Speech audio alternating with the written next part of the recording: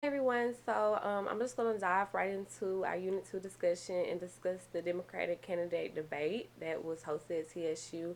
I will be kind of jumping back and forth to make sure I answer most of the questions that I do want to address. The first thing I do want to mention that is this is my first time ever watching a political debate. Before this class, I had no interest in politics, didn't even want to know about it. But I am thankful that I had the opportunity to be put into a position where I was forced to watch the debate because it really opened my eyes to a lot of the issues that's going on in the world around us and a lot of things as a young adult that I need to be aware of. So, kind of just jumping right into the first question, where it says, provide my thoughts on the issues and the topics that was discussed. I would say that I literally enjoyed listening to every single topic that was discussed, especially when it came down. I guess the ones that stood out to me the most was the assault weapon ban. I will also say when it comes down to immigration and education. Not saying that all of the topics didn't matter, but those are the three that I really connected with. For one, I come from an area where there's a lot of black on black crime. It's a lot of young men who have access to these military based guns. And I'm thinking to myself, how on earth did you receive those? How did you get those? And I feel that putting an assault weapon ban and set up policies where people do have to get a license, get a background check to have guns, period, should be set in place. But when it comes to combative weapons, those should be taken off the market altogether. Um, Another issue that really stood out to me, as I mentioned, is immigration.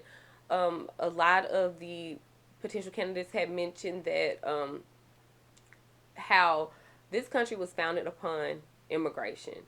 America is a melting pot. We all been pulled somewhere culturally. We all have mixed and mashed, and without allowing people from different countries to come over here and succeed, how can we expect to expand and grow? How can we sell the American dream where we're not providing people with the American dream and caging children and ripping families apart is very sad. So I really enjoyed, and I had made a note of one of the candidates had spoke strongly on this topic, and I believe it was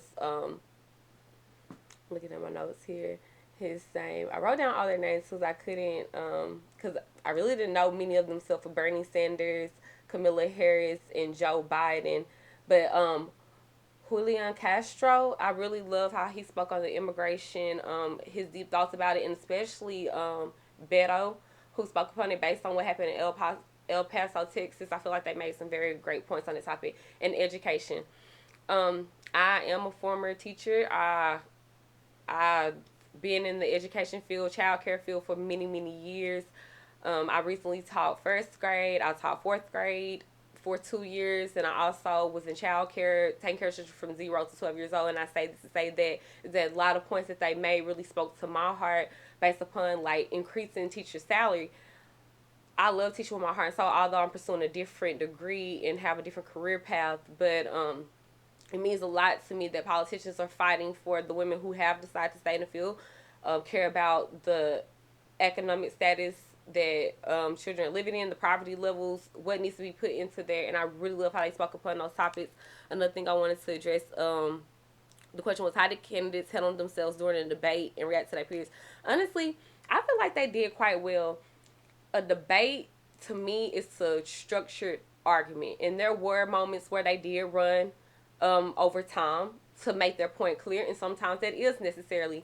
I don't feel like they were ugly towards one another. I feel like when they did get a little off track about being passionate about one aspect of what they're discussing versus the other, there was somebody who drawn them back in to remember that they are all there for a common purpose and that bickering isn't the example they want to show for the public. So I feel like they handled themselves very well.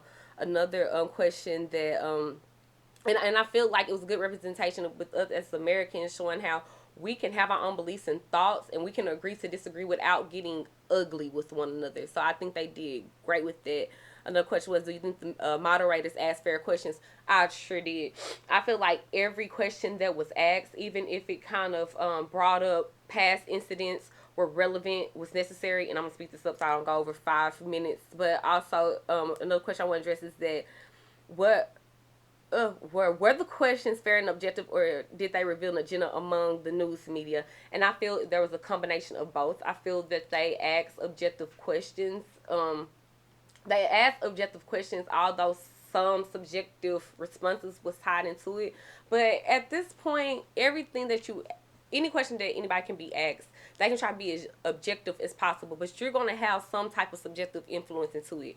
And although agenda setting, I don't know if it's necessarily frowned upon. I feel like there should have been an agenda set, so us people know what's going on in the world, knowing what these candidates are passionate about, what they're fighting for, so we can know who we want to vote for. So I thought it was awesome.